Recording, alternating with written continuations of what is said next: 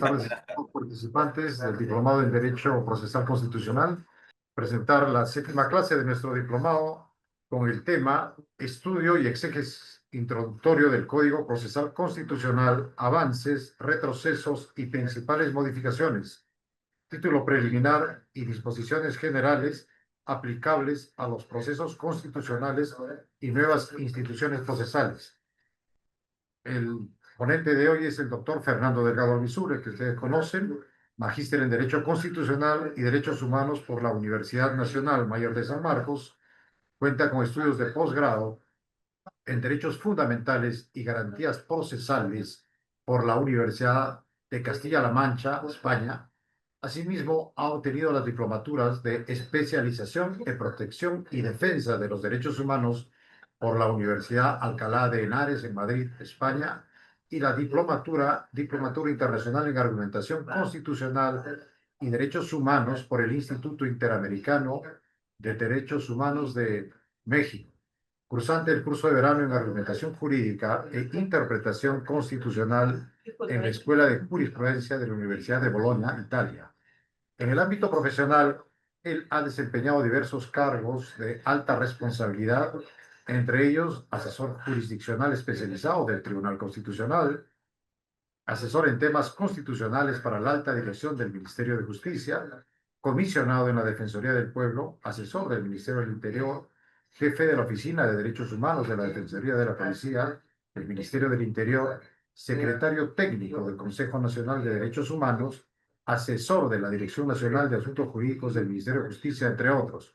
Además, ejerce la docencia en la Academia de la Magistratura y en reconocidas universidades del país, como la Universidad Nacional Mayor de San Marcos y la Universidad César Vallejo, entre otras. Adelante, doctor Fernando Delgado, bienvenido a esta clase. En nombre de la Dirección Académica y Promoción Cultural del CAL, le damos la más cordial bienvenida. Gracias, muy buenas noches. En principio, las disculpas del caso, ¿no? Estas cosas suelen pasar cuando estamos en entornos virtuales. Menos mal, como bien ha dicho el doctor Ortega, hemos suplido este impasse. Y bueno, comencemos la sesión el día de hoy hablando un poco de la exégesis del Código Procesal Constitucional, que ciertamente ya ha cumplido, esta legislación ha cumplido ya unos buenos años, ¿no? Recuerdo cuando hubo una celebración acerca del aniversario del Código de la Legislación Procesal, el año 24, el año pasado justo, dijo que esta legislación no cumplió la mayoría de edad, ¿no? 17 años y medio, y comenzó una nueva reforma del Código. Ya el año pasado hubo también otra nueva reforma del Código de unos 13 artículos más o menos, pero ha sido una cuestión básicamente cosmética. Pero es importante hablar de esa legislación procesal constitucional porque básicamente constituye una suerte de epísteme procesal de cómo es que a partir de la lectura de la Constitución, a partir de una jurisdicción concentrada, se hace una efectiva defensa de derechos. ¿No? Estamos, como decía, como se dice, en la primavera de los tribunales constitucionales, en la primavera de la justicia constitucional. Ya casi todos los países de América Latina elaborado estos procesos ya cuentan, no con códigos, no todos, pero sí con legislaciones procesales ya bastante consolidadas. Y el Perú ha sido digamos, ha sido una excepción porque fue el primer país en América Latina, primer país a nivel país en América Latina, que conformó una legislación procesal llamada código. En otros, Costa Rica ya lo tenía, Argentina tenía códigos procesales pero provinciales, pero en el Perú, digamos, la experiencia ha sido interesante, ¿no? Pero esta legislación procesal pues no comienza el 2004 con el código. Yo creo que la legislación procesal comienza muchísimo antes. No, sin remontarnos al siglo pasado, yo diría sin remontarnos al siglo pasado, sino quedarnos digamos, a mediados digamos, después del año, digamos, remontándonos exactamente al año 79, ya había, ¿no? Una cierta regulación del proceso constitucional. Ya la Constitución del 79 ya establecía la figura de este famoso, este llamado Tribunal de Garantías Constitucionales. Ya había en ese momento una disposición clara en la Constitución con respecto a tres procesos: inconstitucionalidad, habeas corpus y amparo. No, ya había la existencia de este Tribunal Constitucional que era, digamos, la cabeza del control concentrado de nuestro país. Y esto obviamente se ha ido reformando, y a pesar de que ya hubo una renovación de la Constitución en el 93, digamos que cambia la figura del Tribunal de Garantías Constitucionales por el Tribunal Constitucional. Comienzan a aparecer nuevas normas en el camino, ¿no? Hasta el día de hoy. Entonces se dan una serie de aniversarios interesantes, ¿no? Este aniversario de la Constitución del 93, o el aniversario ya 20 años de la legislación procesal a partir de la existencia de un código, y en fin, una serie de datos importantes. Entonces eso nos lleva a una reflexión con respecto a la legislación procesal constitucional y su exégesis, y su exégesis. Y justo en esa reunión el año pasado, conmemorando los 20 años del código, se hablaba de que era este código procesal constitucional, el código, la 28, la ley 28237, no fue pues un producto legislativo, ¿no?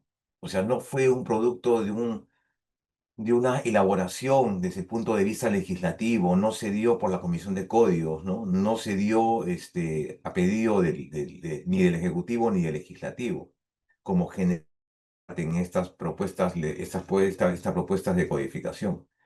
Este proceso partió de básicamente, como anécdota lo cuenta y aparte está en varios libros que son la exégesis del código, de varias propuestas de distinguidos profesores de derecho: el doctor Samuel Abad, el doctor Arsenio Oré, el doctor Domingo García Belaúnde, entre otros, que, digamos, dentro de sus tiempos libres en las universidades donde enseñaban cursos,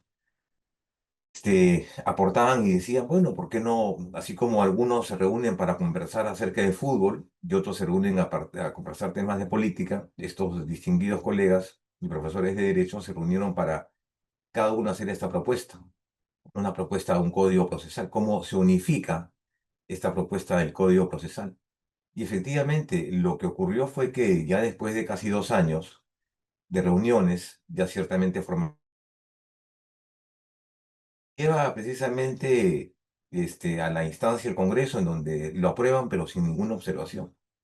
Y es que así surge el Código Procesal Constitucional.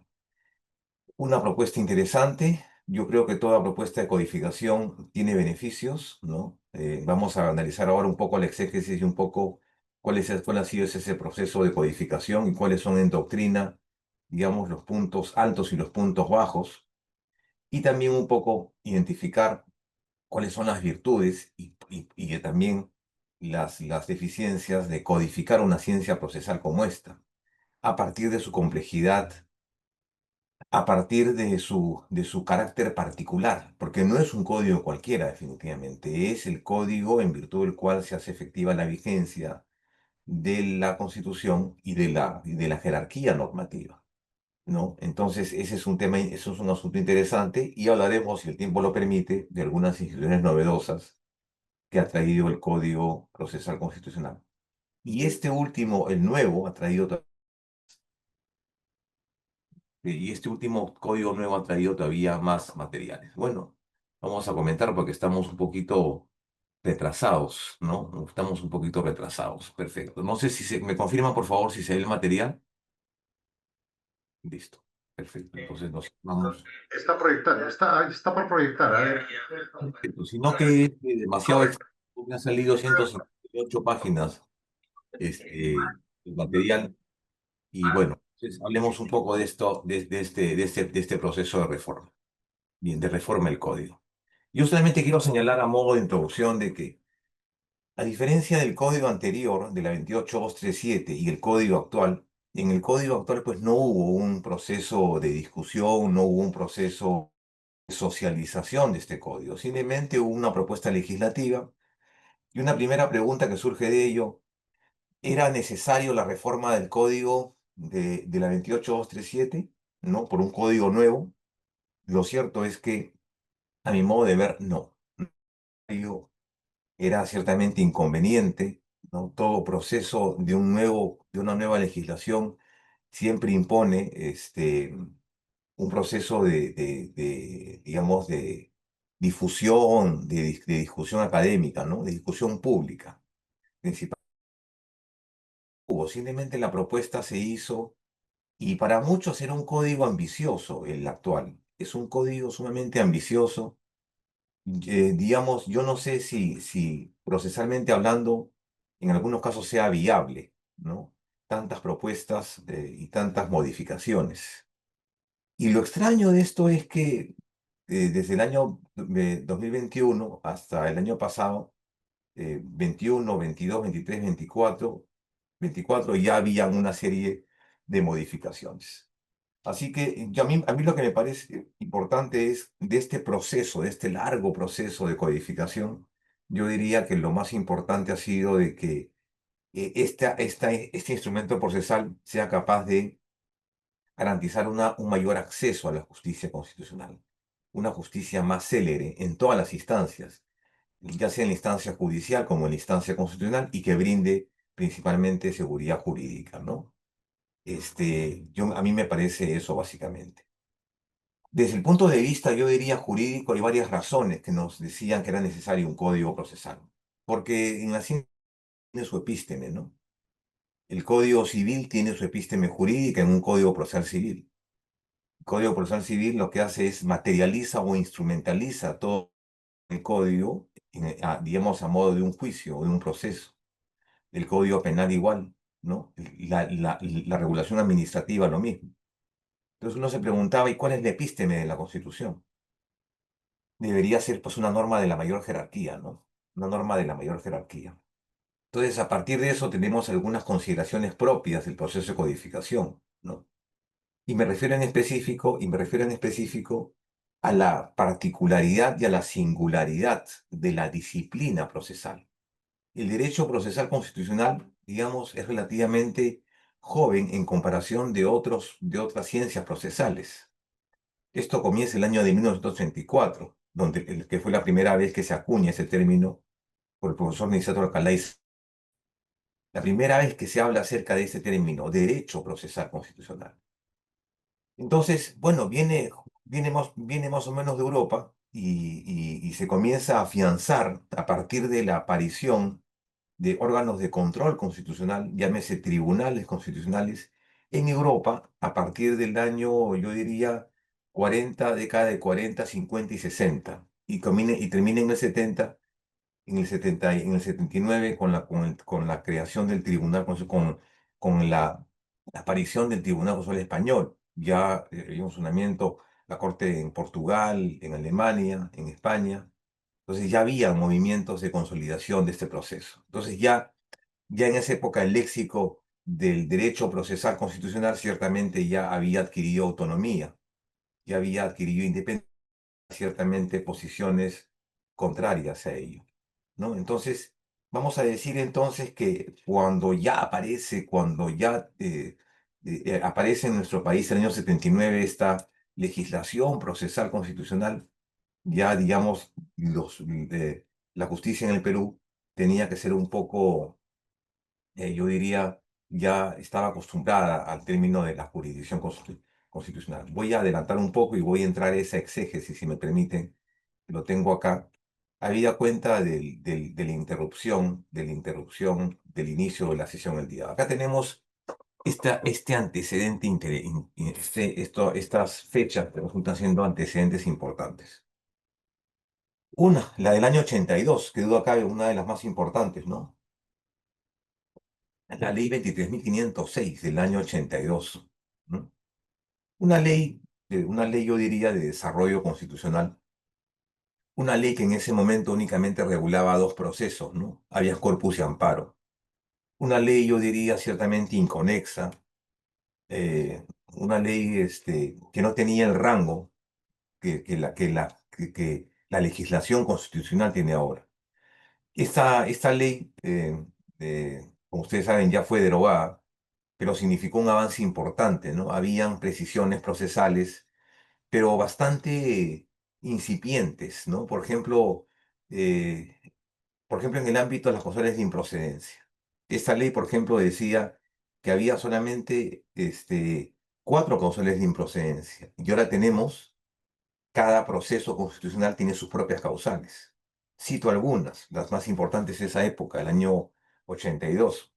Por ejemplo, esta causal que decía la improcedencia en el planteamiento, en el cuestionamiento de un proceso regular, por ejemplo. Número uno. Número dos, la otra causal de improcedencia era cuando los órganos del Estado demandaban a otros órganos del Estado. Y número tres, algo que más que causal de improcedencia, yo diría que eran presupuestos procesales, caducidad y vía previa. Por ejemplo, el escenario en esa época pues era sumamente, digamos, incipiente, ¿no? No tiene la profundidad que tiene el día de hoy en el sentido del desarrollo de las causales de improcedencia como filtros procesales aplicables a cada proceso. No había una definición clara, por ejemplo, acerca de la cuestión probatoria, ¿no? Ahí todavía estábamos ciertamente en el limbo cuando se decía, bueno, hay cuestión probatoria, hay estación probatoria, ¿qué tipo de proceso es el amparo? ¿No? ¿Qué tipo de proceso es el amparo? ¿Qué tipo de proceso es el habeas corpus? En esa época se llamaban garantías, ¿no? O acciones de garantía constitucional con relación a la Constitución a la Constitución del 79, y este concepto se reitera en la Constitución del 93. Posteriormente sale esta norma, la 26.301 del año 94, ya cuando entra en vigencia la Constitución del 93 en julio, y ya el escenario cambia, digamos, sustancialmente. Ya el Tribunal de Garantías Constitucionales había sido desactivado, derogado, olvidado en el pasado, básicamente por su falta de activismo, ¿no? Cuantitativamente y cualitativamente hablando, el Tribunal Constitucional ha superado con creces al Tribunal de Garantías Constitucionales. El diseño estaba ciertamente limitado en sus funciones, porque era básicamente un órgano de casación, frente a un órgano de resolución, una instancia de fallo, como es el Tribunal Constitucional. Aparte, su origen, ¿no? El origen, su composición era, digamos, totalmente distinta. Entonces acá tenemos esta, que es la 26.301, una ley de aplicación referida a los procesos de área data y cumplimiento, que recién aparece en el año 93. Igualmente, una ley bastante, yo diría, bastante sumamente breve en su contenido, 8 artículos, 8 artículos. Habían 2 artículos que hablaban acerca de, por ejemplo, decía, todo lo aplicable a los procesos de amparo también será aplicable al área data y al cumplimiento.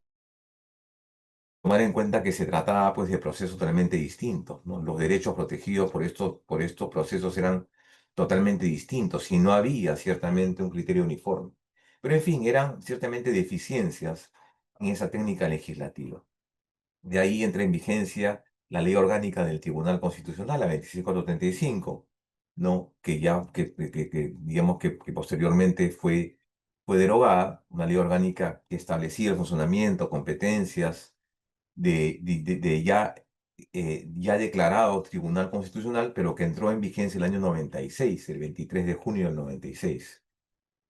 Entonces, a partir de eso, ya, digamos, una fecha clave en esta exégesis de la legislación procesal y de los órganos que van ahí, digamos, tras de sí esta regulación, tiene que ver con el funcionamiento en inicio del Tribunal Constitucional. ¿Cuál era la ley? La 23.506, ¿de acuerdo?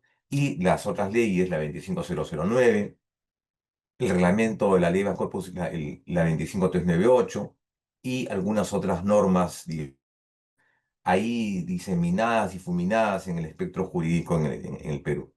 Eso era básicamente una dificultad muy, pero muy grande, ¿no? Un juez constitucional tenía que echar mano a varias legislaciones para resolver un caso. Entonces, el Tribunal Constitucional comienza sus funciones el año 96, el 23 de junio. Pero el 23 de junio, de 96, 97, 98. Y el 98 el tribunal, el 98 sí, efectivamente, si mal no recuerdo, el 98. Ya entra en su primera crisis, ¿no? El tribunal, como ustedes saben, es descabezado. De los 7 miembros, 3 fueron destituidos por un mandato legislativo por supuestamente haber cometido una infracción a la Constitución. Me refiero a Manuel Aguirre Roca, Guillermo Ruiz Terry y Delia Reboreo Marcelo de Mur. Entonces el Tribunal Constitucional se quedó pues en imposibilidad de hacer una importante función, cual era la de ejercer la cual era resolver los procesos de inconstitucionalidad y los conflictos competenciales. Solamente podía resolver, en este caso, los procesos de libertad, principalmente por el quórum, ¿no? Recuerdo que en esa época se conformaron salas para resolver estos casos. O sea, un tribunal ciertamente cojo, que no tenía sus facultades completas para resolver estos casos. Entonces, en el 98 y ya el 2000, el tribunal se recompone. Pero lo interesante de todo esto es cómo los colegiados, es cómo los magistrados comienzan a partir de sus experiencias personales y su formación académica, obviamente, imprimir nuevos contenidos en esas sentencias. Las sentencias del año 96 eran unas sentencias, digamos, muy, pero muy breves, ¿no? Estaban en un proceso, digamos, de desarrollo, en un proceso de captar todo ese bagaje que venían de los otros tribunales constitucionales. Tuve las sentencias efectivamente muy, pero muy, yo diría, importantes para su momento, pero ciertamente básicas en comparación de las sentencias que salen el día de hoy, ¿no? Teníamos un tribunal de fallo, pero un tribunal que ya comenzaba a tener algunos problemas con los otros poderes públicos. En esa época había los primeros enfrentamientos del TC, uno con en esa época la justicia militar. El CNM también era otro flanco de discusión.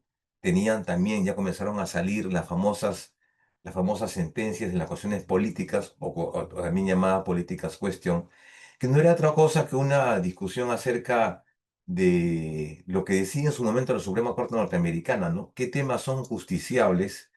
¿Qué temas pueden ser discutidos en el ámbito constitucional? Yo diría todo, ¿no? Porque la Constitución es una Constitución política, ¿no? Entonces, había cuestiones que, digamos que ya se estaban comenzando a discutir, al menos en ese colegiado que ya se había unificado, ya era un tribunal en funciones y principalmente en quórum y en miembros. Bien, entonces a partir de ello, y el tribunal comienza el año 2000, ya lo que ocurre, y esto soy testigo de excepción, el año 2000, o sea, hace 25 años, ¿no? Que ha pasado mucho tiempo, había una evidentemente sobrecarga, una sobrecarga procesal en el tribunal, ¿de acuerdo? Había una evidente sobrecarga en el tribunal. Recordemos que en esa época ahí se veían pues casi todos los temas penales, administrativos, laborales, municipales, una muy buena, una importante cantidad. Entonces esto, digamos, el año 2001, 2002, más o menos, ya el tribunal comienza a tener sus primeros enfrentamientos con estos poderes públicos, ¿no?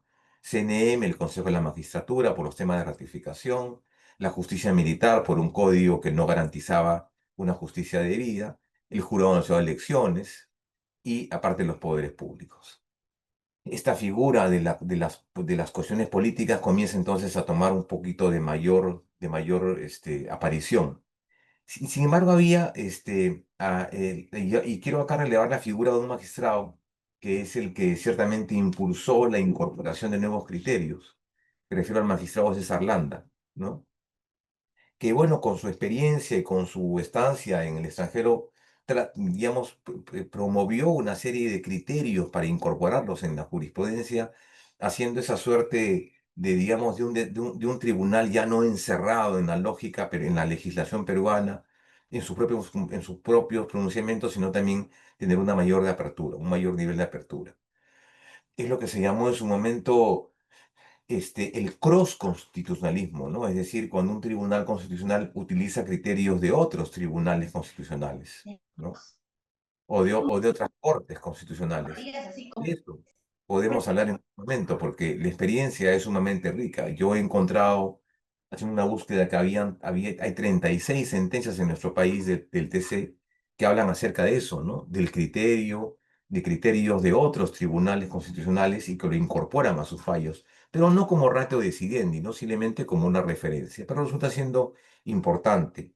Tribunales, sentencia del Tribunal Argentino, de la Corte Italiana, eh, del Tribunal Alemán, de la Corte Suprema Norteamericana, en fin, criterios interesantes. Bueno, eso ha sido el año 2000, el año 2001, 2002. Ya cuando se cambia el colegiado, ya cuando entran nuevos magistrados, se cambia el colegiado, obviamente cada colegiado le imprime un criterio distinto. Entonces ya estamos casi a portas de que esta ley 23.506, digamos, ya pase a mejor vida.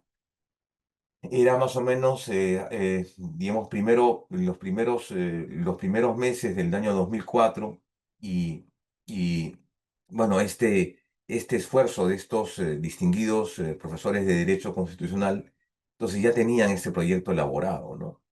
Y lo postularon al Congreso, ¿no? Es en esa reunión, recuerdo, y no es una infidencia, pues lo dijo públicamente, el doctor Domingo García Belaúnde fue invitado a Palacio de Gobierno y el presidente en esa época le dijo, mira, y este asunto, que entonces llevemos esto al Congreso para que lo apruebe, ¿no? Inmediatamente, y se aprobó.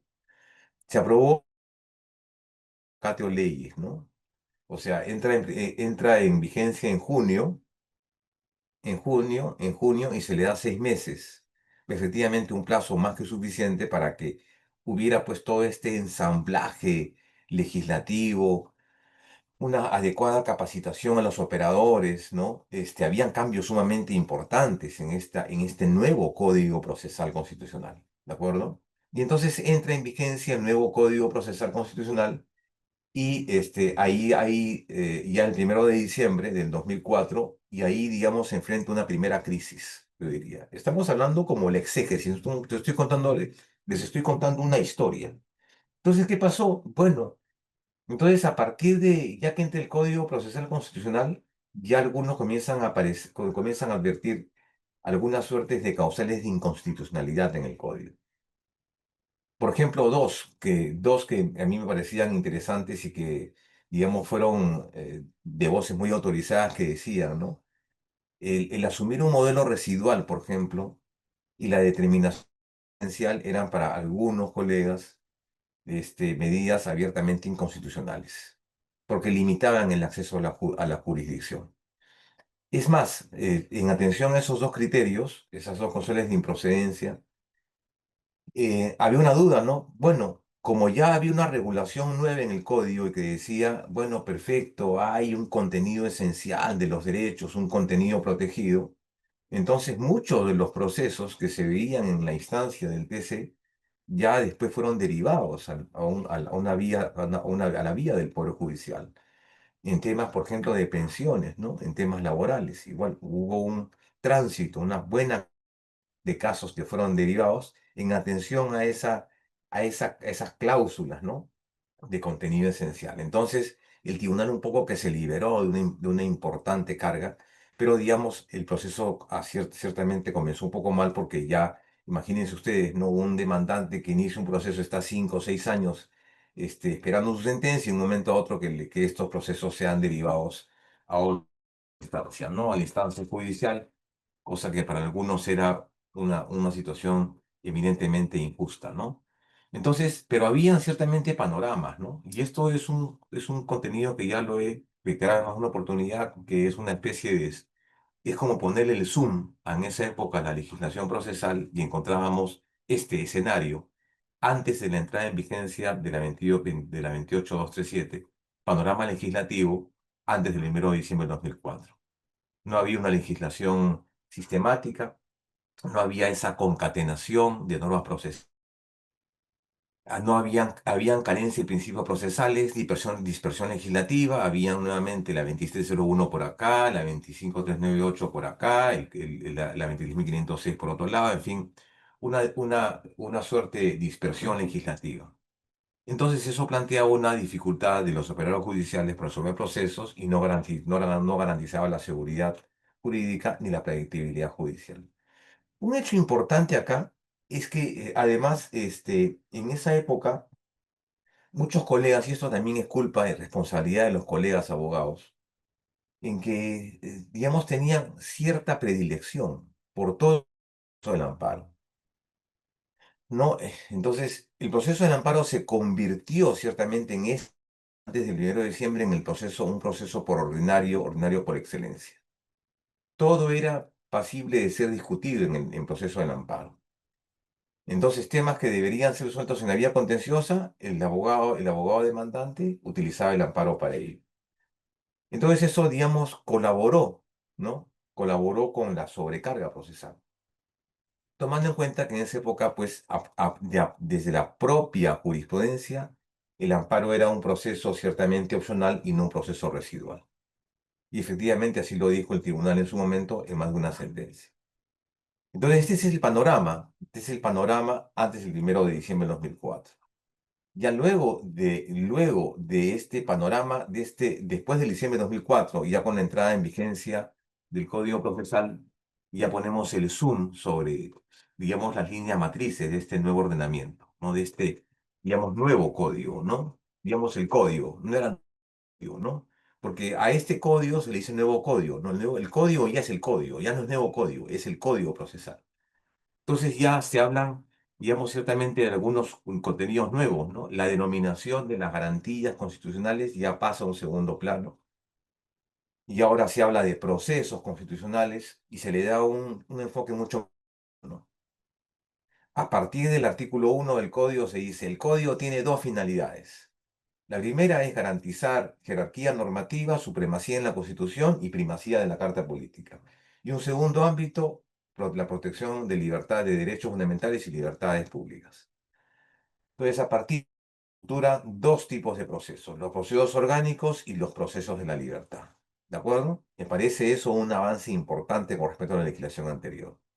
Ya había, digamos, en el título preliminar criterios de interpretación constitucional y ya se lo estaba vinculando a otros elementos más, como por ejemplo, se dijo, claro, la interpretación que haga el Tribunal Constitucional no solamente se limitará a la propia constitución política del Estado, sino también tendrá como parámetros, ¿no?, de cumplimiento obligatorio las sentencias, ¿no?, las resoluciones de otros tribunales de los tribunales de los cuales el Perú es parte, y además las normas de derechos humanos, también serán parámetros de interpretación. O sea, se amplía el concepto, ¿no? Redunda en la seguridad jurídica, hay una mayor predictibilidad y mayor celeridad en los procesos. Es decir, el enfoque ciertamente cambia a partir de la entrada en vigencia de esto, precisamente ¿por qué? Porque ya opera un nuevo criterio. ¿Y cuál es este criterio? Y se lo voy a señalar acá un ratito. Quiero avanzar a esto porque quiero identificar cuáles son estas líneas matrices. ¿Cuáles son estas líneas matrices del código?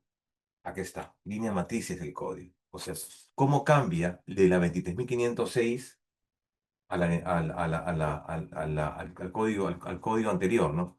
A la 28237? En términos muy, pero muy generales, ya dentro de un enfoque de proceso, y esto a ver si me logran entender, o si me logro explicar.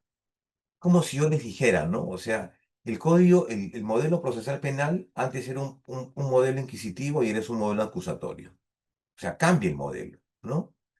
Es como yo les diría, pues, hay un modelo de escrituralidad y un modelo, digamos, de oralidad. O sea, algo cambia, algo ha cambiado en el proceso. Y efectivamente, algo cambió en el proceso. Este proceso anterior, o sea, me refiero al proceso bajo el diseño de la 23.506, era un proceso que privilegiaba la certeza. Un modelo procesal que privilegiaba la certeza. Bueno, ¿y eso por qué? Por una sencilla razón, porque en esa época, bajo la vigencia de la 23.506, digamos, la poca existencia de filtros procesales era más que evidente. O sea, ¿qué es lo que se debería probar ciertamente? ¿O qué debería probar ciertamente un abogado en un proceso?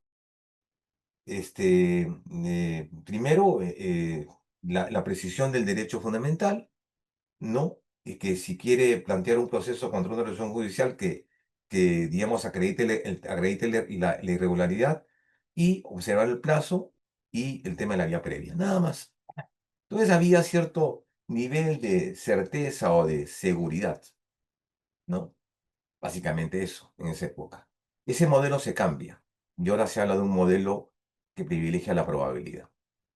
O sea, con el código, con la 28237. O sea, cuando cambiamos del límite 6 al Código Procesal Constitucional. Probabilidad, porque ya, digamos, con las modificaciones, incorporaciones que hace el código, entonces uno dice, bueno, ahora ya hay más filtros procesales, ¿no? Privilegiando un proceso ciertamente mucho más exclusivo a determinadas causas. Y eso definitivamente lo que buscaban era, al menos, la intención era reducir la carga procesal, ¿no? Entonces, y a propósito de eso, se asumieron varias propuestas legislativas, ¿no? Como por ejemplo el tema del precedente vinculante, ¿no? El tema del RAC se amplió a otros casos, a muchos casos más. Se establecieron causales de improcedencia mucho más precisas que no habían antes en el código y que se han mantenido el día de hoy. Y aparte fija un proceso residual y no opcional. Eso es importantísimo, porque ahí también no solamente cambia el modelo, sino cambia el enfoque principalmente del amparo. El amparo como el proceso más importante, el proceso más recurrido, el proceso más recurrido. Eh, en ese sentido, cuando digo esto, no dice, dice, fijo un proceso residual y un proceso no opcional. Anteriormente el modelo era opcional. Ahora estamos hablando de un proceso residual. Opcional en el sentido que dependía del demandante el acudir al contencioso administrativo o en todo caso o acudir al amparo. Era básicamente la libertad procesal, pues, ¿no? Pero ahora ya no hay esa posibilidad. Se dice el modelo residual.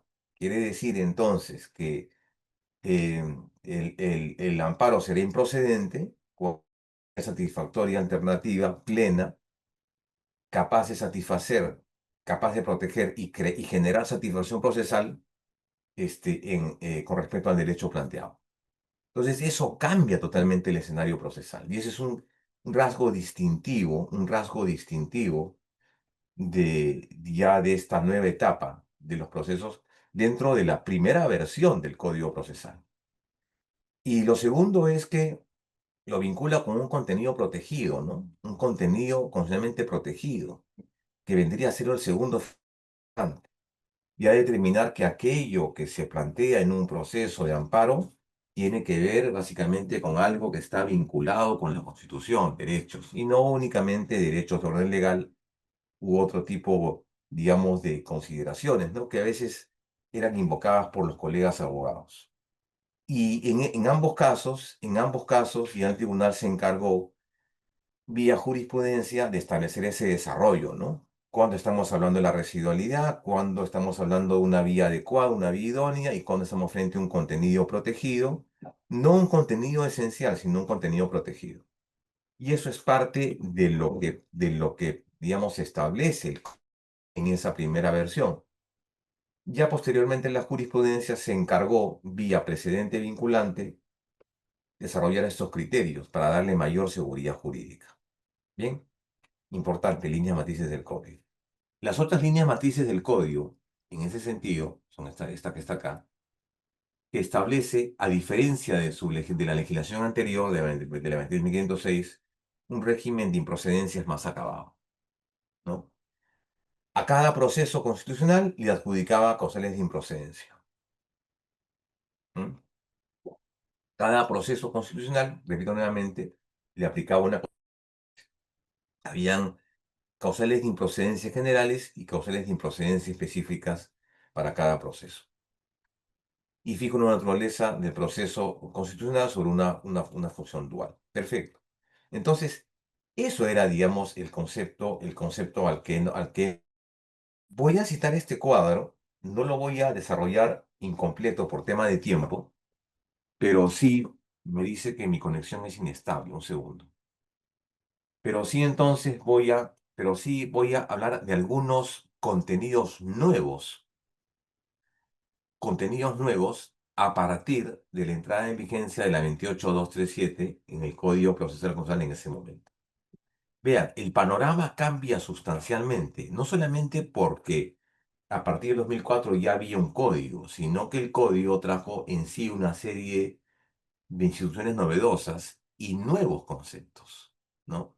Y hablaremos más adelante de lo que trajo el nuevo código, ¿de acuerdo? Pero digamos, haciendo esta suerte de exégesis, esta suerte de una especie de cronología, una línea de tiempo.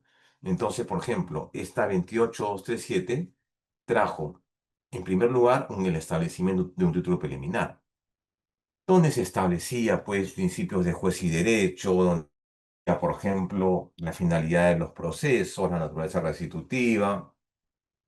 Se establecía, por ejemplo, algunos principios importantes, el principio iure non vinculis, el principio dispositivo, entre otros. O sea, ya había procesales, digamos, contenidos en el título preliminar. La nueva denominación de procesos también es algo importante, ¿no? Los dije hace un rato. Hablar de procesos orgánicos y hablar de procesos de la libertad. Perfecto. Y lo que se da un enfoque importante es garantizar esta primacía o jerarquía de la Constitución a partir del proceso de inconstitucionalidad y reforzar ese concepto con el proceso competencial o también llamado con el proceso el proceso de atribuciones competenciales. Bien, había una interpretación extensiva de los derechos en virtud de una serie de disposiciones que se han reiterado, por ejemplo, en el Código actual, cuando, por ejemplo, habla, ¿no? Que siempre frente a una, por ejemplo, a una duda con respecto a la aplicación de una norma constitucional, una norma convencional, el juez optará por aquella que mejor proteja a la persona. Ese es un criterio, digamos, nuevo, interesante, que yo particularmente lo he criticado mucho, desde su no, particularmente no estoy de acuerdo con ese criterio, pero esta interpretación extensiva de los derechos constitucionales.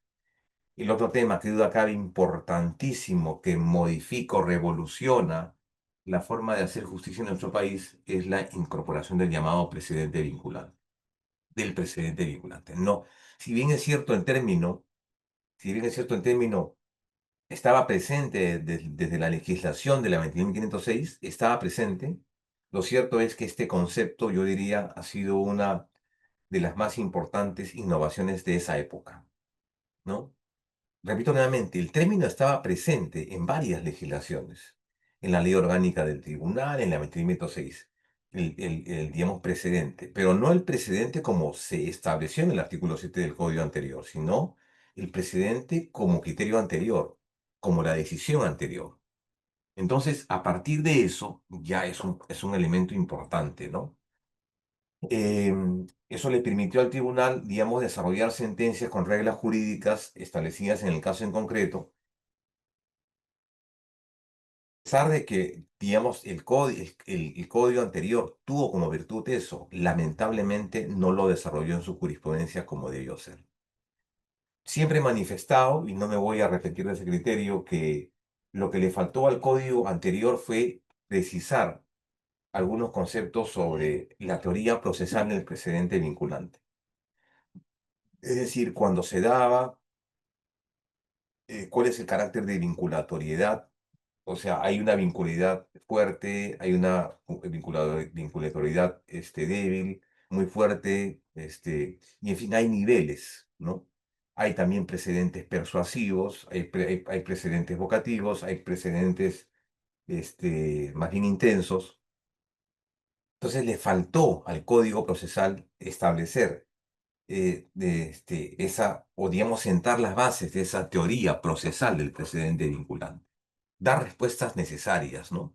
Que ciertamente posteriormente se dieron en una sentencia, pero lo que se buscaba era ciertamente unificar estos conceptos. Hacer la distinción con la doctrina jurisprudencial, indispensable, ¿no? Por ejemplo, el concepto de este precedente con la distinción de la obiter dicta, con la distinción, por ejemplo, de la ratio de Y en fin, o sea, era necesario, indispensable, que el propio código desarrolle un modelo procesal del precedente vinculante. Bueno, esto ya es parte, digamos, de las innovaciones, que si el tiempo lo permite, lo veremos.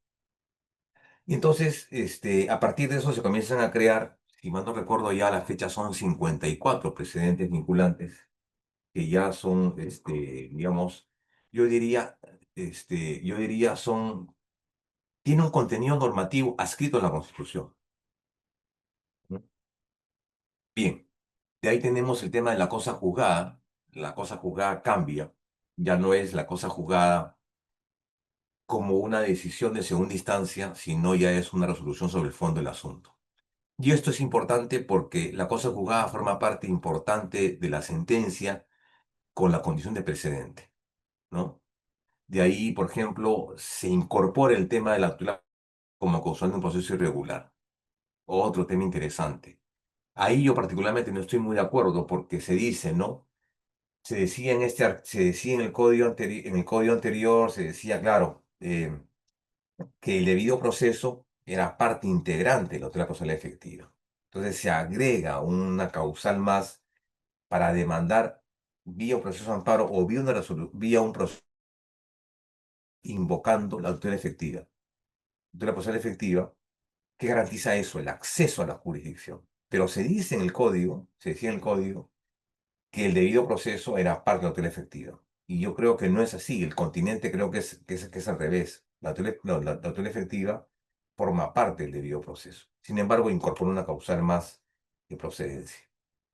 ¿Qué más? Eso ya, el siguiente ya lo vimos, el tema de la residuidad en el amparo, contenido esencial. Un escenario cautelar distinto, sí, porque en esa época establece dos tipos de medidas cautelares, ¿no? O sea, el escenario cautelar, digamos, se renueva, se remoza, lo que establece dos tipos de medidas cautelares. Una medida cautelar, digamos, contra particulares y una medida cautelar contra actos de gobiernos locales, ¿no? Y ese criterio, de acuerdo al artículo 15 del código anterior, fue el que motiva que, como dato, nomás como dato curioso, que la Defensoría del Pueblo plantee en su momento una demanda de inconstitucionalidad contra ese artículo. Es la primera vez que se cuestiona, ¿no? El código se cuestiona por parte de la Defensoría del Pueblo. Y se dice, claro, porque un tratamiento distinto, ¿no? El tratamiento era distinto en el caso de una medida cautelar contra un particular y una medida cautelar contra un acto de las municipalidades. Habían regímenes distintos, criterios distintos. Bueno, el hecho es que el escenario cautelar, digamos, se modifica y se agrega un tema que tiene que ver que la medida cautelar debe atender al carácter de la irreversibilidad. Cosa novedosa, nunca se había hablado de eso. Otro punto más importante es ¿no? Llamada represión de actos homogéneos. Es que se hablaba acerca de esto. Es un tema que ciertamente ahonda en la seguridad jurídica, ¿no? En el tiempo, en una suerte de economía procesal. Antes este criterio no existía, estaba en el artículo, si mal no recuerdo, el artículo 60 del Código, la represión de actos homogéneos. Una figura procesal nueva, que lo que buscaba ampliar el contenido, ampliar el alcance de una decisión judicial cuando sobreviniese un acto nuevo y evitando con ello que el demandante tenga que acudir nuevamente al mismo proceso cuando está presente un tema común. Por eso se dice homogéneo, ¿no? Y la represión podía darse cuando el demandante solicitaba, digamos, señor, en vez de plantear un nuevo proceso, planteaba pues al Tribunal Constitucional esta represión del acto homogéneo, ¿no? Eso se ha mantenido en el código, pero es una figura muy, pero muy interesante y novedosa. Siguiendo con esto. Ya se determinó con suma claridad, la ausencia de la etapa probatoria. ¿No? Digo esto porque todavía en la 2506 habían dudas, ¿no? Ya se dijo en su momento que en el amparo, que en los procesos reales no hay estación probatoria, pero sí hay actividad probatoria. Y es más, se ratificaba en ciertos artículos de que el juez o el tribunal podía solicitar la actuación de medios probatorios, así lo consideraba conveniente. Pero es un poco que ya zanja la discusión, ¿no? No hay estación probatoria, pero sí hay actividad probatoria. Nuevos hechos probatorios, nuevo régimen de sanciones, contenido de las sentencias. Y como consecuencia del código se comienzan a recrear una serie digamos, instituciones nuevas, ¿no? Por ejemplo, esto, lo que se llama, por ejemplo, vamos a plantear, digamos, no está acá, pero lo voy a traer a colación.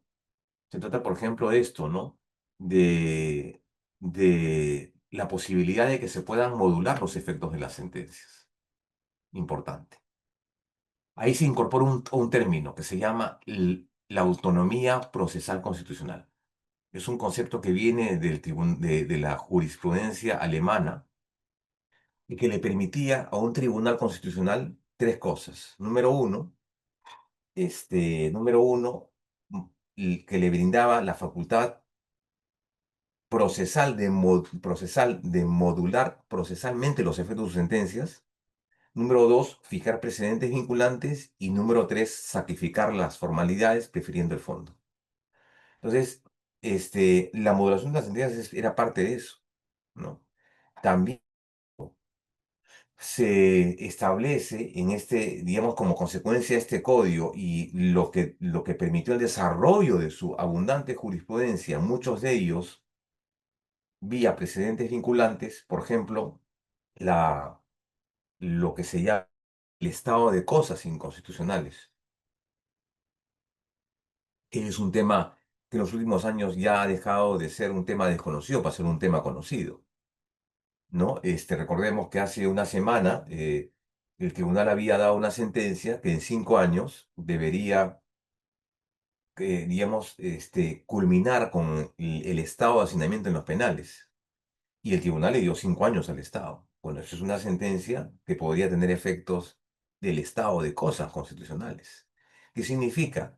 La identificación, primero y antes que todo, es que el tribunal ya no solamente asume un rol de un órgano de control, un órgano intérprete de la Constitución, sino el Tribunal Constitucional asume un rol de gestión pública, ¿no?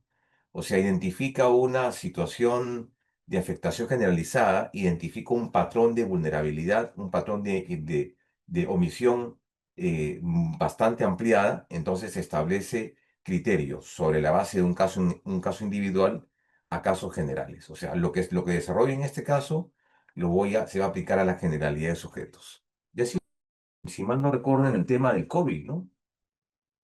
Dispuso que se culmine, que se ponga fin al hacinamiento carcelario.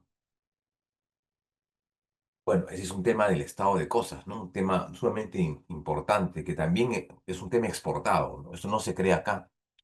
El estado de cosas se crea al inicio en la Corte colombiana y después lo recrea la Corte argentina, ¿no? Por tema efectivamente con políticas de privación de libertad o procedimientos de la policía bonaerense cuando retenía sujetos en la calle y los llevaba a determinados lugares. Y estaban ahí las personas en lugares inadecuados, pero no había diligencia, no había un procedimiento. Se identificó eso y se establecieron algunas reglas al respecto. Bueno, ese es un tema también interesante. Se crea, por ejemplo, a través de la jurisprudencia, las sentencias interpretativas manipulativas, ¿no? A partir de una sentencia, la sentencia Tineo Silva y 5.000 ciudadanos, se crea la figura esta. Nuevamente, estas sentencias no son de este Tribunal Constitucional, es un concepto que lo trajo de la jurisprudencia española. Las sentencias interpretativas, manipulativas aditivas, reductoras, sustitutivas, las sentencias ablativas, las sentencias exhortativas, entre otras. ¿Qué cosa? Lo que buscan es que en el ámbito de un proceso de inconstitucionalidad pueda salvarse ese contenido normativo y el tribunal puede optar por una conducta de normativa y de reconstrucción normativa con la finalidad de salvar ese contenido normativo. Interesante porque así el tribunal también ha legislado, ¿no? Eso es cierto. O sea, a partir de eso también el tribunal ha tenido la posibilidad de legislar. No solamente de la declaración de contrariedad, sino de legislar. O sea, ya tenemos un tribunal que no solamente es un órgano de control, es un órgano que emite precedentes, es un órgano de justicia constitucional, es un órgano de control concentrado, es un órgano ejecutivo con la actividad que hace a partir del estado de cosas y además es un órgano también legislativo, ¿no? Digamos, siempre se ha dicho cuasi, digamos, legislador negativo, yo diría cuasi legislativo, ¿no? Cuasi Otro, por ejemplo, que se creó fue la figura del prospective of the ruling a partir de la jurisprudencia, que significó un avance importante porque lo que le permitía eso era efectivamente informar a la comunidad la posibilidad de un cambio en su jurisprudencia y que eso no fuera repentino, sino justificado. Y eso vinculándolo con una sentencia exhortativa. Es decir, el tribunal decía, bueno, voy a exhortar a los poderes públicos para que asuman una determinada posición jurídica, una posición legislativa, pero mientras tanto, mi posición puede cambiar. Mientras tanto, mi posición puede cambiar. Y efectivamente así lo hizo. Hay varios casos los cuales ha demostrado este prospective overruling, ¿no? En materia de este proceso. Bien, entonces, ahí tenemos, yo solamente he dado algunos, ¿no? No son todos, ciertamente son varios. Por ejemplo, sin ir muy lejos, el amparo contra amparo también es una nueva modalidad, ¿no? Por ejemplo, tema muy interesante. Entonces, para situarnos en esto, ¿estamos dónde? A ver si me siguen, estábamos ya cuando el Código Procesal Constitucional entra en vigencia, en 2004 en adelante, ¿de acuerdo? Entonces tenemos legislativo después del 2004. Perfecto. Entonces ya pasa el 2004, ya comienzan a aparecer los primeros precedentes vinculantes, el primero Nicam Hernández en materia pensionaria, después el presidente Bailón Flores, y así, siguiendo avanzando, siguiendo con el tiempo, al final son 54 precedentes vinculantes, ¿no? Aparece también la creación de nuevos derechos, ¿no? Interesantes, sin ir muy lejos, ¿no? El tema, por ejemplo, este derecho a la protesta, por ejemplo, el derecho al olvido, ¿no? Entre otros. Em, y entonces, algo que también me estaba olvidando era lo siguiente, cada puesta en vigencia de un código, aparte traía nuevos derechos de protección. Por ejemplo, el código anterior incorporó el tema de la pensión, por ejemplo, ¿no? Incorporó el tema de la pensión. Por ejemplo, en el caso del habeas corpus, el código anterior incorporó, por ejemplo, el derecho a no ser objeto de levas, por ejemplo, o de no ser, que una persona no puede hacer, ¿cuál sería el término? Que una persona no puede hacer objeto de una exclusión de su DNI, por ejemplo. Tampoco. Esos temas nuevos. La desaparición forzada, por ejemplo, de personas que se dio como consecuencia de una propuesta legislativa en cumplimiento del Tratado de Roma, ¿no? También se incorporó en el habeas corpus, por ejemplo. Entonces, cada código trajo nuevos derechos y aparte una suerte de reposicionamiento. En el amparo, por ejemplo, se cambia el derecho de inviolabilidad de domicilio y se lo lleva al habeas corpus, tomando en cuenta de que el legislador consideró de que este derecho estaba vinculado a la libertad individual que un tema de amparo, por ejemplo. Entonces, también, digamos, promovió una especie de movimiento con respecto a los derechos. Perfecto, entonces de ahí ya entra, después de estos, realmente 2004 y de ahí en adelante, y el 2021 ya aparece pues este nuevo código, ¿no? Entonces, yo posiblemente puedo señalar lo siguiente como elementos importantes, ¿no? Se mantiene la naturaleza residual de los procesos constitucionales, criterios de interpretación y ampliación de parámetros, circulante, ya ahí sí hay un avance importante en el sentido de que ya se dice, bueno, ¿cuándo se deroga un precedente? Un precedente se deroga por otro precedente. La derogación, la modificación, el cambio, ¿no?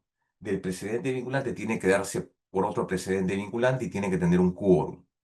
Entonces ya no es únicamente sala, ahora debe ser pleno, para brindarle un mayor nivel de seguridad jurídica. Se plantea un pronunciamiento más efectivo sobre el fondo en la resolución de procesos. Bien, con respecto a este código, y ya el código actual, la 31307, debo hacer algunas referencias. Un segundito, se me está yendo la señal. La primera referencia es la siguiente, y la planteé al principio de la clase. ¿Era necesario la reforma del código? No. Particularmente considero que no. Yo más bien hubiera preferido que la 2887 sea mejorada o sea reformada. Segunda pregunta, ¿ha sido una reforma realmente o ha sido un cambio cosmético? Y digo esto porque de lo que se ha cambiado, si uno hace un análisis comparativo entre uno y otro, se ha cambiado un 20%. Algunos artículos han quedado intactos, otros han sido modificados, pero el 20%. Entonces, no se ha cambiado el diseño, no se ha cambiado el modelo. Entonces, yo pregunto, ¿era necesario el cambio del código? A mi modo de ver, no. ¿De acuerdo? Entonces, ¿qué es lo que trae este nuevo Código Procesal Constitucional? La 31307. Trae realmente cosas interesantes. Y yo debo comenzar señalando que la principal virtud de este nuevo código, o sea, el código actual, es básicamente la siguiente. Ha sido capaz, más allá de sus cuestionamientos y de las críticas que se han planteado, yo diría que ha sido capaz de incorporar en el código, o sea, a nivel de legislación, muchas reglas procesales y muchos criterios que se establecían en los precedentes vinculantes. Repito, ha sido capaz de incorporar en el código, ¿no?, un conjunto de reglas o criterios jurisprudenciales contenidos en distintos precedentes. En especial en el caso del proceso de cumplimiento. Ahí, por ejemplo, el código ha sido bastante, yo diría, beneficioso en el sentido de aportar reglas jurídicas o criterios de observancia por parte del juez, obligatoria, para determinar, por ejemplo, cuando estamos frente a un acto cierto, cuando el acto es claro, preciso e incondicional. Esos criterios ya los tiene el juez, digamos, dentro del código procesal. En materia del habeas data, por ejemplo, también he incorporado, en principio señalando, por ejemplo, ya la naturaleza de lo que se llama el banco de datos, pero no precisa qué es qué es el dato personal, pero hace referencias, ¿no? Cuáles son las obligaciones del poseedor de la base de datos o del banco de datos. Creo que son 15 o 16, de lo más interesante y lo más preciso. Entonces, si lo que buscamos es otorgar seguridad jurídica, entonces todo lo que está en el código se cumple, ¿no? Porque es derecho positivo. Pero en esta disciplina, con esta particularidad y esta singularidad que lo permite cada vez alejarse del centro, que es la teoría del proceso, y se distingue por su particularidad, yo diría, es conveniente, es lo correcto, que algunos criterios jurisprudenciales y reglas procesales contenidas en los precedentes vinculantes se incorporen al código para darle ¿qué? Una mayor seguridad jurídica, un mayor nivel de previsibilidad. Ese es el primer, digamos, elemento favorable del código. Lo segundo, yo diría que es un código ciertamente en algunos aspectos más garantista que el anterior. ¿De acuerdo? Es un código más garantista que el anterior. Por ejemplo, solamente voy a dar un caso. Más adelante, el tiempo que nos queda, vamos a hablar de instituciones nuevas que ha creado el actual. Por ejemplo, cuando el código dice, el código actual dice, ¿no? Con respecto al tema de la audiencia única. Claro, dice que esta se programa dentro de los 10 días y el juez en ese momento puede emitir sentencia si hay elementos de convicción y si hay convencimiento. es un modelo de una mayor oralidad que el anterior, ¿de acuerdo? Hay un mayor nivel de celeridad. El juez puede emitir en ese momento la decisión o la sentencia. O sea, hay un contenido mayor de realidad. Después, cuando se dijo, por ejemplo, ¿no? Un código mucho más protector. ¿En qué sentido? En el sentido de que se dijo, por ejemplo, claro, ahora ya no va a haber rechazo de plano, derecho eliminado. Eso era, digamos, la espada de Damocles para los abogados litigantes, porque lamentablemente los jueces, sin sentido alguno, y a veces abusando del poder que tienen, desestimaban las demandas, aduciendo a veces razones sin mayor sentido, o hacían una lectura aislada del código, o una lectura aislada de la jurisprudencia, e incurrían en una conducta de desprotección total y absoluta, yo diría hasta punible, de derechos fundamentales, ¿no? Eso en el amparo y principalmente en el habeas corpus. Por ejemplo, en el habeas corpus decían no está referido un contenido esencial. Los jueces sí, con eso cesaban de plano. O por ejemplo, cuando el juez, cuando el juez decía, cuando el juez de manera reiterada decía, ¿no? Este, mm, lo que busca el demandante es una nueva revisión de pruebas. Claro, pues si no ha habido una actuación probatoria correcta, entonces lo debido es que efectivamente a la revisión correspondiente, ¿no?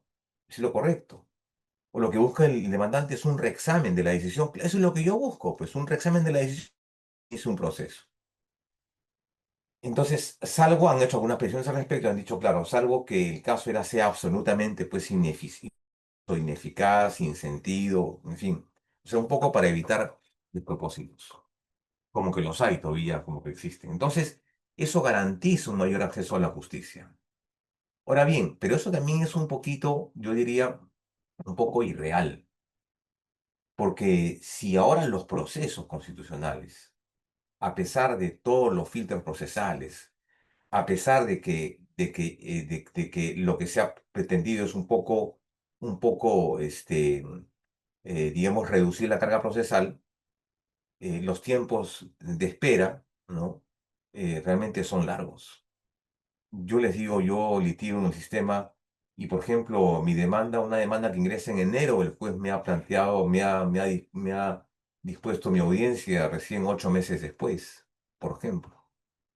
¿No? Y cuando el código dice otra cosa. Entonces, que el juez tenga que ver cada caso en concreto es un poquito complicado, ¿no? Pero, en fin, es una medida que considero, digamos, ambiciosa, una medida ambiciosa. Veamos en estos 20 minutos que nos queda algunas instituciones nuevas que se han traído como consecuencia del código. Acá tenemos algunos criterios nuevos. Aquí está, por ejemplo. Este que está acá me parece interesante. Este que está acá. El proceso ante los jueces constitucionales. Entre las reformas del código que se propone, destaca la necesidad de encargar sus conocimientos a jueces y salas especializadas en materia constitucional y procesal constitucional. Es decir, que sean ahora los jueces especializados en materia constitucional los que ahora vean los casos en estos procesos.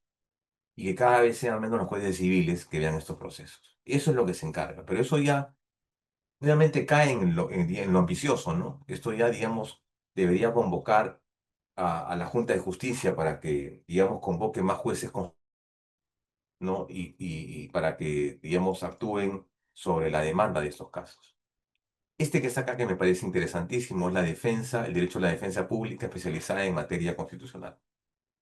Al igual que en procesos tan sensibles como temas de familia, temas penales, alimentos, violencia contra la mujer y demás, ¿no? En que tienen servicios de asesoría jurídica gratuita, o sea, defensa pública, lo que se busca acá es también una defensa pública en materia constitucional. Pero eso que requiere una implementación económica y una capacitación básicamente en esa materia.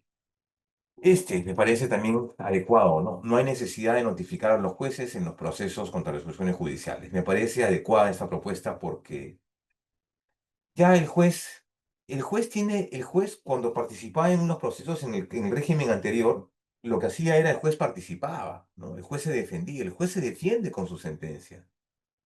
El juez es irresponsable. El juez, eh, no sé si decir responsable o responsable.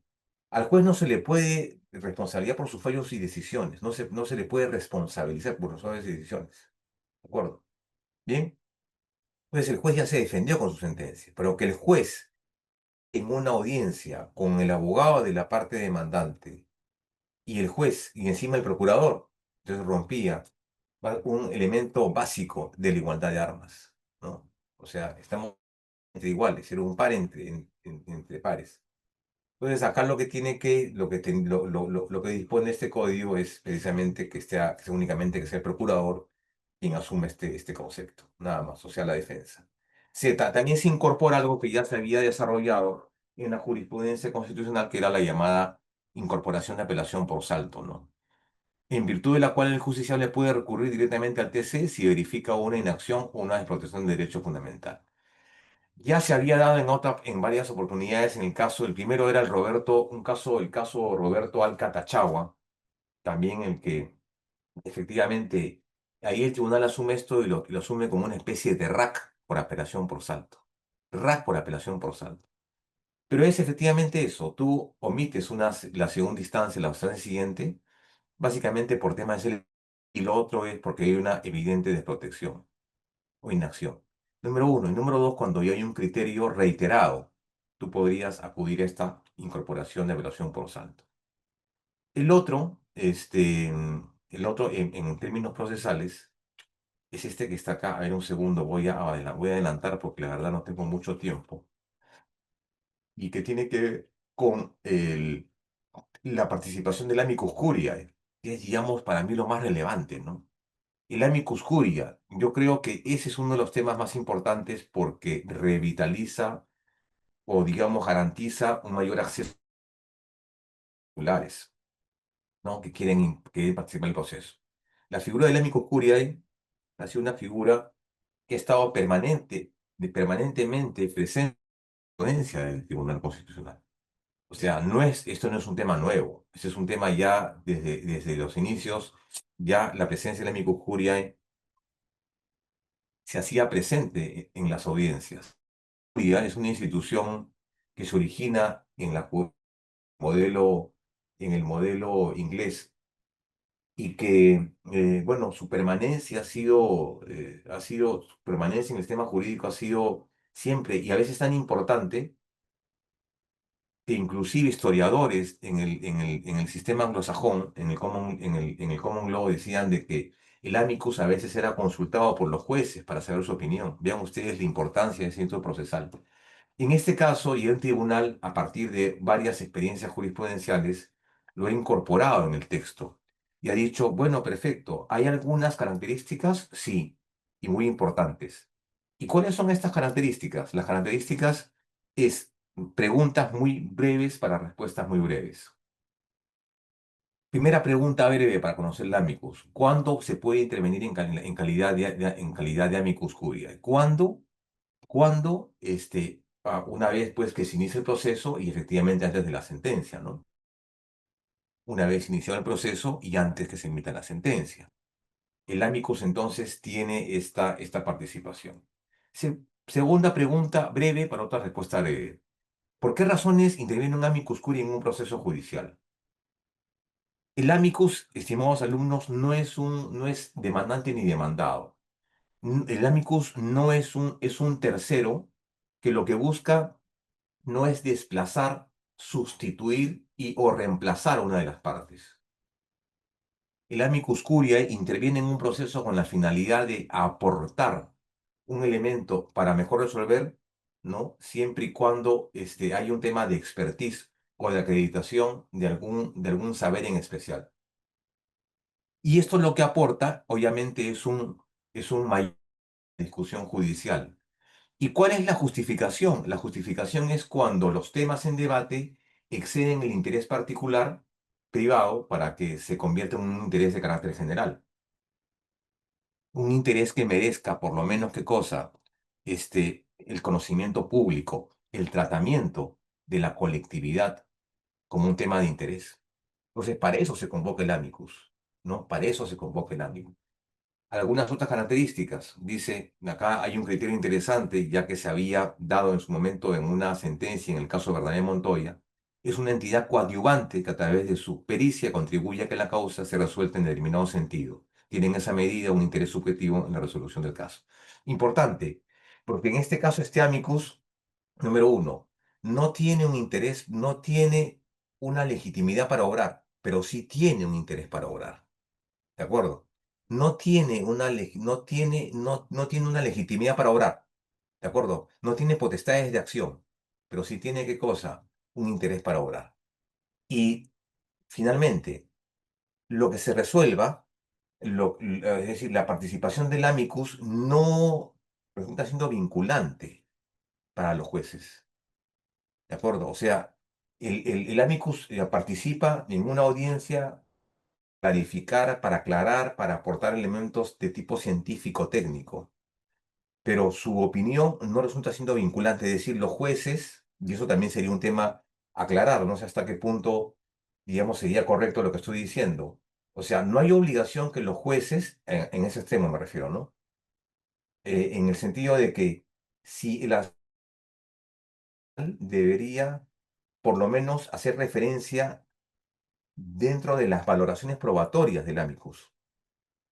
O sea, un extremo que diga que se ha valorado lo que ha planteado el amicus, en ese sentido, admitimos o no admitimos, en ese sentido, este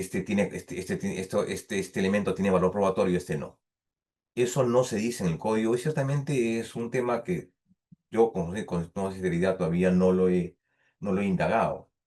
Pero que su decisión vincula a los jueces, no, los jueces simplemente lo toman una especie de eso, de la presencia de un tercero en un proceso. ¿Quién está legitimado para intervenir en calidad de amicus curiae? Ciertamente cualquiera. Particulares, ONGs y elementos del Estado. ¿De acuerdo? Ese básicamente. Bien, quiero finalmente, y acá hay varios casos, vean ustedes, solamente voy a señalar uno nomás. Acá tenemos en un expediente 00103, vean, 2003, amicus curiae. En un proceso de inconstitucionalidad iniciado por el Colegio de Notarios de Lima contra los artículos 7 y 3 de la Ley 277775. A esta fecha de presentación, 23 de junio de 2003. Fundamentos, dice, en el presente caso, Defensoría del Pueblo, constitucionalidad de la norma, para lo cual se eximieron las siguientes consideraciones. La confirmación de formularios registrales como vía legal alternativa para el acceso a la propiedad registrada no solo facilita el acceso a la propiedad, pero el ejercicio de los derechos inherentes a esta persona. Ven, ahí tenemos un caso, un amicus curiae, ¿no? Acá tenemos otro caso, otro amicus curiae, del año 2006, ¿no? Proceso de amparo contra Ocinerc. Aquí está, otro amicus curiae, para evitar que los usuarios del servicio público de electricidad paguen por un servicio no prestado. Ahí está, otra amicus curiae. Entonces, ahí tenemos otros temas importantes, ¿no? Ahora, finalmente, ya un poco para cerrar todo esto, voy a dejar de compartir este material para entrar a un texto que simplemente voy a señalar esto que está acá, que es ya lo último que ha ocurrido. Ya, a ver si, por favor, me confirma si se ve. Bueno, acá tenemos un dato. El 5 de octubre del año 22 se publica una ley, la 35583, que modifica diversos artículos del Código Procesal Constitucional. Y acá tenemos algunas modificaciones, ¿no? Unas modificaciones. Se modifica, por ejemplo, el tema de las tasas judiciales, el plazo para citar audiencia única, artículo 12. Se establece medidas cautelares, artículo 18 y 19 del Código. El tema del recurso de agravio constitucional: no puede restringirse el derecho de los abogados y abogadas de informar oralmente ante el tribunal cuando ahorita fija un plazo de 10 días para emitir los expedientes. Artículo 24, criterio que en el RAC no ha cambiado en absoluto. Artículo 42, competencia de las salas superiores por Suprema en los procesos del amparo. Y lo que se habla acá también es esto, ¿no? Claro, estas últimas modificaciones lo que han traído, estimados amigos, ha sido ciertamente un poco para darle algunas precisiones al proceso parlamentario, ¿no? Restringe el acceso, dice, restringe el acceso a la justicia constitucional, los jueces consuales o civiles, y ya no conocerán los amparos contra los arbitrales, procedimientos de selección, ejecución de la pública, ni de la decisión de los órganos del Congreso ante un proceso.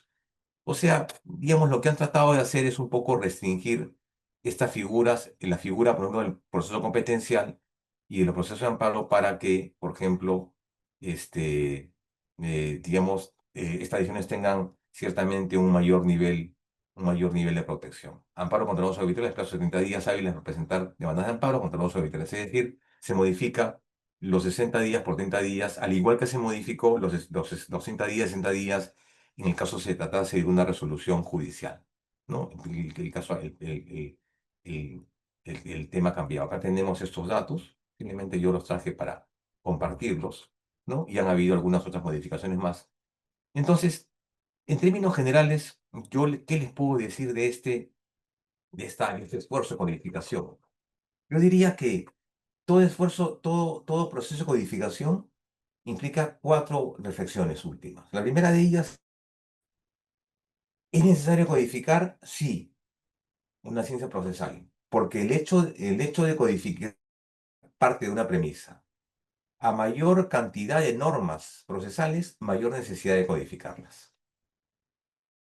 Número dos, otro criterio aplicable al tema de la codificación. El hecho de codificación le brinda al proceso un mayor nivel de seguridad jurídica, un mayor nivel de predictibilidad, un mayor nivel de celeridad. Número tres, todo proceso de codificación revaloriza, ¿no? El contenido de los procesos, la disciplina en su conjunto. Como puntos en contra, yo diría que, y así lo han expresado distintos estudiosos en la materia, que decían que el proceso de codificación más bien lo que trae como consecuencia es el proceso, que el proceso se coagula, ¿no? O sea, se vuelve inerte, se vuelve pétreo, ¿no? Porque ya está sometido a un procedimiento. Pero en el caso en materia constitucional, una cosa que no ocurre en otros ordenamientos procesales. El código, posición, pauta legislativa y la jurisprudencia.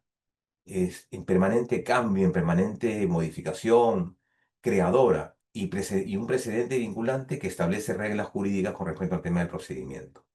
Entonces, una deficiencia del código, de la codificación como actividad es que la ciencia procesal se coagula, la institución se coagula.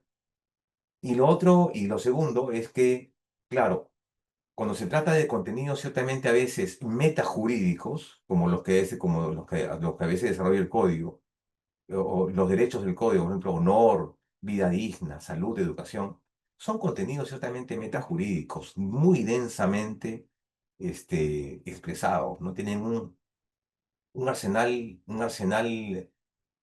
lingüístico muy fuerte, muy amplio, muy denso, ¿no? Como en todo lenguaje neoconstitucional. Entonces, a mí me parece que esas serían cuatro ideas básicas con respecto al tema de la codificación. Doctor Ortega, ¿está usted por ahí? Sí, doctor, sí.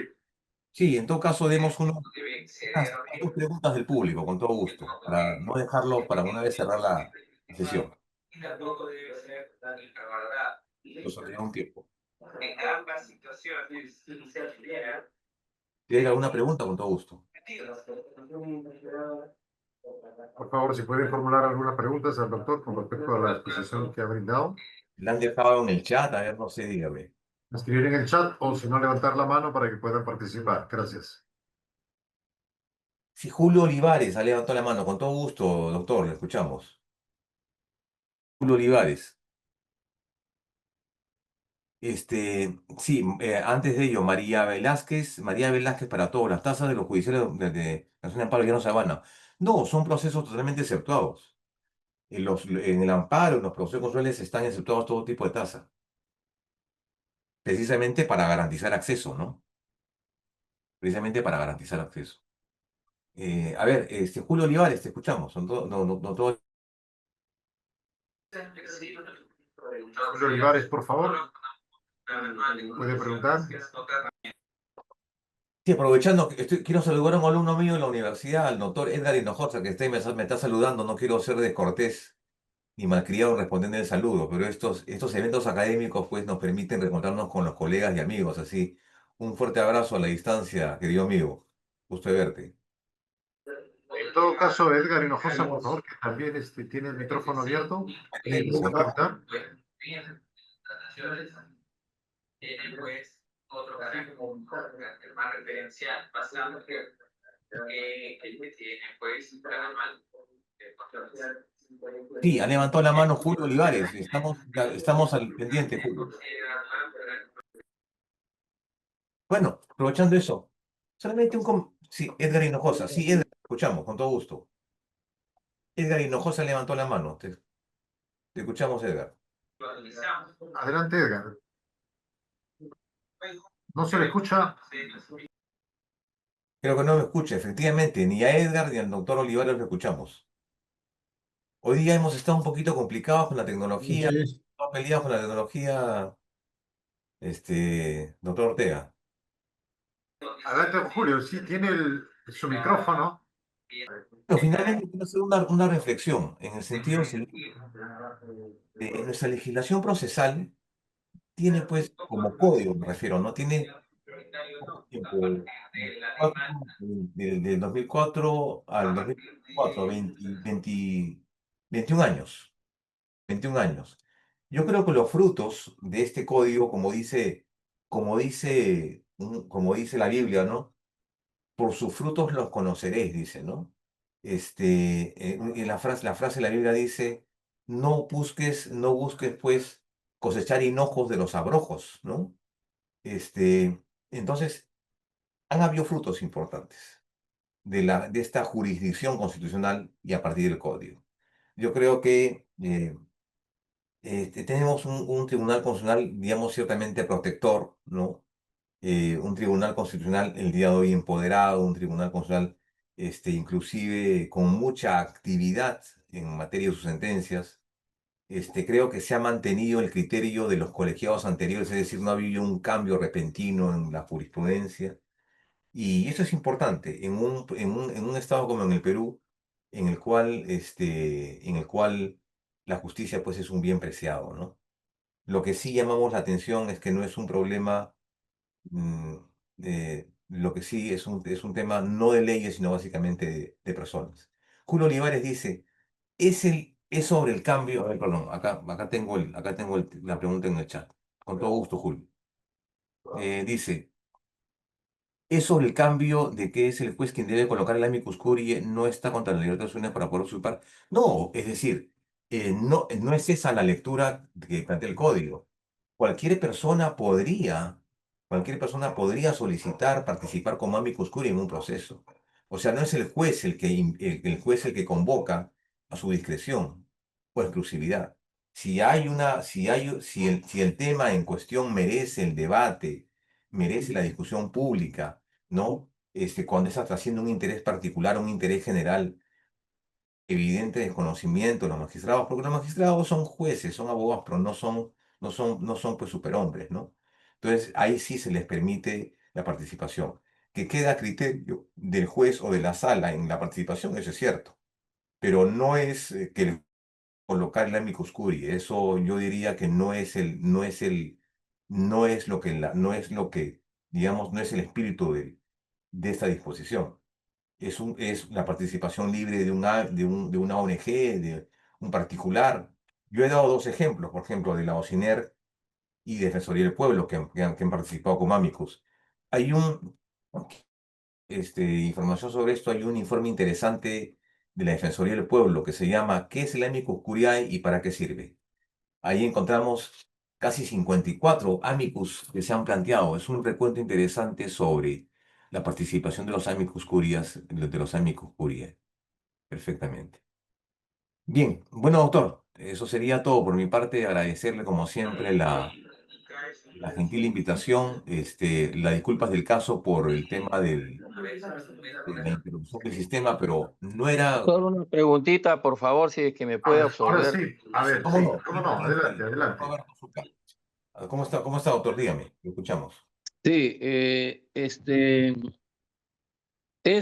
precisamente con relación a una sentencia que emitió el Tribunal Constitucional, la 533-2020, relacionado a los oficiales de las Fuerzas Armadas que solicitaban su reincorporación a la situación de actividad. Entonces, el Tribunal Constitucional, luego de obtenerse un proceso de competencia por ambas instancias, refiriéndome al Ministerio del Interior con el Poder Judicial, resolvió en su plenario de que se revisen todas las sentencias, ¿no? Y si es que esas sentencias no cumplían lo que había establecido el Tribunal Constitucional, eran anuladas. Creo yo de que los sujetos procesales han tenido su oportunidad de establecer su defensa en ambas instancias, ¿no? Primera, segunda, etcétera, ¿no? Hasta llegar al Tribunal Constitucional. Y la parte demandante, en la mayoría de los casos, han ganado esos procesos. Ha sido cuestionada por el Ministerio del Interior, donde posteriormente se produce esa demanda de competencia. El Tribunal Constitucional, en la sentencia 533-2020, resuelve de que, excepto, no serán revisados los que en sus procesos hayan sido vulnerados sus derechos fundamentales. Pero ¿qué hizo el sector interior? Incluyó a todos. Y lejos de haberlos incluido, los han demandado por lesividad, anulándose sus actos administrativos sin conocimiento inclusive del administrado. Entonces, ese acto que ha emitido el Tribunal Constitucional es un acto que pone en una total inseguridad jurídica el país, y no solamente el país, sino a nivel internacional. Entonces, yo soy conocedor de la importancia que es el Tribunal Constitucional y respaldo su existencia, ¿no? Pero hay situaciones que se han presentado en esta coyuntura que los administrados, ahora ya justiciables, ¿no? Están defendiendo sus procesos, ¿no? Por vulneración inclusive de estas sentencias que ya han sido admitidas, ¿no? Y ejecutoriadas en su oportunidad. El Tribunal Constitucional, en base a esta ley del Código Procesal Constitucional, y al finalizar, cuando llegue este estadio hasta el Tribunal Constitucional, va a seguir ratificando en esa instancia, ¿no? Avalando la decisión de su plenario. Bueno, doctor, a ver, permítame, yo no conozco el contexto de la sentencia a que usted me refiere, pero digamos, si hay recordemos que las decisiones del Tribunal Constitucional son inapelables en última instancia, ¿no? Con ello se agota la jurisdicción interna y da pie a la jurisdicción internacional. Si alguna persona considera que su derecho ha sido vulnerado, puede acudir a esa jurisdicción supranacional. Ahora, con respecto al tema del incumplimiento de decisiones dadas por el tribunal y que no han sido ejecutadas pues, por los órganos administrativos o por el mismo Estado, también hay mecanismos, ¿no? Yo no sé pues si el tribunal se ratificará o reiterará su criterio o establecerá reglas procesales, pero yo no puedo pues, digamos, dar una opinión a favor o en contra porque el caso no lo conozco. Usted me ha dado cuenta de algunos hechos relevantes y me ha hecho un hincapié, un comentario en el sentido de que si el tribunal se ratificara, yo no sé exactamente cuál será el criterio, pero lo que sí le puedo decir, que es un término eminentemente procesal en el cual ya no hay discusión, es que si estas personas que han sido objeto de estas violaciones por parte del Ministerio del Interior, tienen pues todo el derecho para plantear demandas de amparo particularmente sobre eso, digamos, imposible iniciar un nuevo proceso, un proceso de inconstitucionalidad. Ya no se puede, habría que ver el tenor de la decisión. Ya no se podría, no se puede remover eso. El código lo prohíbe.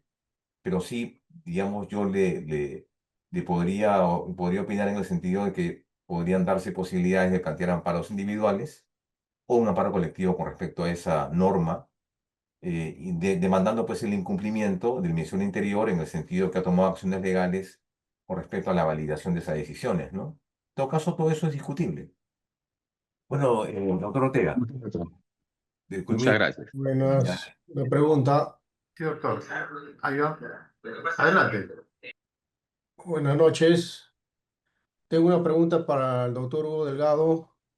Sí, ¿con quién tengo el gusto? Mi nombre es Roberto Zucca Riveros. Eh, Soy abogado. sí, doctor, a ver, dígame, lo escuchamos. La pregunta es la siguiente. En los procesos disciplinarios que se aplican a los docentes, ¿no? Eh, ante una acusación, ¿no es cierto? Se le está poniendo a disposición del OGEL, o sea, se le separa preventivamente, ¿no? De la institución educativa y se les pone a disposición del OGEL. Ahora, la pregunta es, en estos casos, ¿no? Eh, ¿Cabría la posibilidad de presentar una acción de amparo por vulneración al derecho al trabajo? Esa Ya, es mi a ver, pregunta. Nada. sí, a ver si le he entendido. Usted me dice que un docente por una presunta falta es puesto a disposición del UGEL, y si eso es violatorio. Claro, o sea, en esa etapa de que le pone a disposición se está llevando la investigación, ¿no es cierto? Se están recabando las pruebas de cargo, la prueba de descargo, de repente la declaración de algún testigo, ¿no? Pero y el profesor ya no dicta ya. Ya, Pero aún así tengo entendido que siguen cobrando, ¿no? Siguen claro. cobrando sus remuneraciones, porque todavía no hay una resolución, pero ya está a disposición del OGEL, ¿no es cierto? Claro, hay un criterio interesante, doctor. Yo creo ser bien claro, en los procesos administrativos el tribunal ha desarrollado una amplitud de criterios, ¿no? Y ha establecido en cualquier tipo de procedimiento disciplinario, ¿no? En primer lugar, a lo que establece el 00590 con respecto al proceso disciplinario en sí, que es una norma básica, digamos, ¿y qué dice esta norma? Que una persona sometida a un procedimiento disciplinario puede ser puesto a disposición. O sea, en principio ese es algo que, digamos, está acorde con la norma. O sea, está puesto a disposición significa que se lo separa del cargo de manera temporal. Pero es una facultad. Puede hacerlo como no puede hacerlo. Y ahora usted me dice, ¿esto vulneraría eso podría significar una violación al derecho al trabajo? Me parece que no, porque si la norma lo permite, claro está. Lo que sí yo le diría, ¿qué cosas afectan en un procedimiento disciplinario? Básicamente, cuatro ideas. La primera es que todo procedimiento disciplinario debe tener, por lo menos, una etapa oral y una etapa escrita. ¿De acuerdo? Premisa, una etapa oral y una etapa escrita. Segundo, todo acto, toda actuación de este órgano de control o de este órgano de sanción debe tener por lo menos todas las audiencias y notificaciones y actuaciones debe ser previa información o previo conocimiento de interesado. Y tercero, el concepto, el otro es un procedimiento oral y escrito, ¿de acuerdo? Oral y escrito. Y cuarto, una presencia básicamente plena e intensa del debido proceso. Cuatro conceptos que deberían manejarse y tomarse en cuenta en un proceso disciplinario. Ahora, y con respecto ya a la decisión, habría que evaluar pues si esta decisión podría ser sometida, digamos, a los test de proporcionalidad o de ponderación, ¿no? O sea, me refiero a la razonabilidad y la proporcionalidad medida guarda cierta coherencia con el bien jurídico afectado. ¿Qué tipo, si ha habido reiterancia, si es una falta grave, una falta leve, cómo se han afectado los bienes jurídicos en el presente caso? Todo eso hay que evaluar. Pero me parece que a tenor de lo que establece nuestro ordenamiento en general, me parece que poner a disposición a un, a un servidor creo que no viola el principio de inocencia, sino simplemente es el procedimiento que la ley establece. Doctor Ortega, ahora sí, con todo gusto, ya tengo que retirarme. Sí, doctor, hay una sola pregunta ahí sobre el doctor Olivares que dice, está en el chat, no sé si la puede leer. Sí, Le a ver, agradeceríamos que... sí, a ver. Sí, ya le he respondido al doctor Olivares. Ah, ya, ok. Tuca también le acabo de responder ahorita, el tema del UGEL. Ya, doctor, ya están todos respondidos. Ya. Bien, doctor, a nombre de la Dirección Académica y Promoción Cultural del Colegio de Abogados de Lima. Le agradecemos por esta exposición. Algunas palabras de agradecimiento también de los participantes, de Cristian Baltasar, de Javier Vega. Agradecerle y esperarle en la próxima clase que también tenemos con usted la próxima semana. Perfecto, un gusto como siempre. Muchas gracias a todos los participantes. Los esperamos para el día miércoles con la clase que continúa en el diplomado. Muy buenas noches a todos. Gracias.